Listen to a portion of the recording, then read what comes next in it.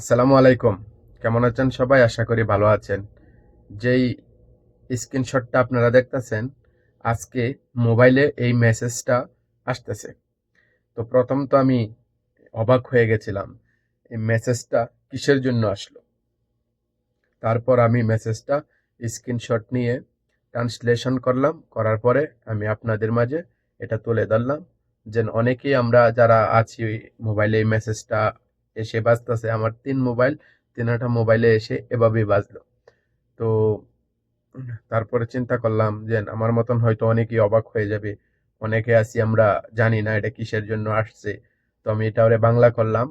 বাংলা করে দেখলাম যে না, এটা সিভিল ডিফেন্সের সরকারিভাবে কোনো কিছু পরীক্ষা বা চেক চলছে।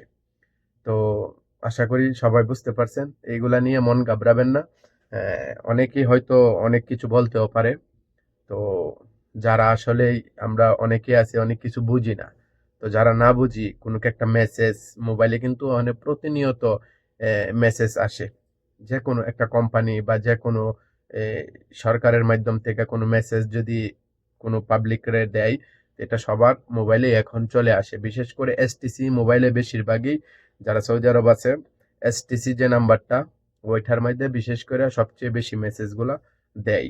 যে কোনো এখনে কোনো জায়গায় প্রোগ্রাম, কোনো ফাংশন চলছে, কোনো কিছু সবকিছু মেসেজ চলে আসে।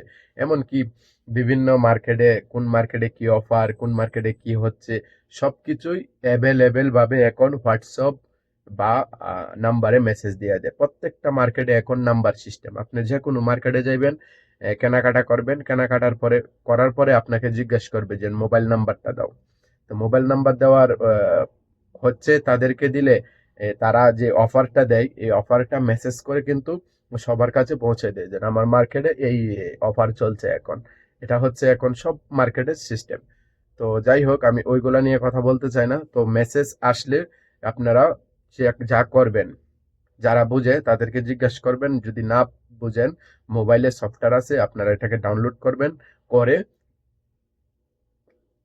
ইংরেজি বা আরবি যেভাবে মেসেজ আসে, যে যেটা না বুঝেন, বাংলা তো আমরা সবাই মোটামুটি জানি, সবাই বুঝি, অনেকে ইংলিশ বুঝে। যারা আমরা না বুঝি ইংরেজি বা আরবি, তারা এই কাজটা করবেন। সফটওয়্যার ডাউনলোড করবেন, ট্রান্সলেশন এটারে আপনি কইরা আরবি থেকে বা ইংলিশ থেকে বাংলা করে নেবেন, পরে নেবেন, যে তাহলে আর কোনো সমস্যা থাকবে না। আশা করি বুঝতে পারছেন। যদি ভিডিও কথাগুলো ভালো লেগে থাকে, অবশ্যই আরেকজনকে দেখার একটু সুযোগ করে দেবেন। ভালো থাকবেন। আল্লাহ হাফেজ।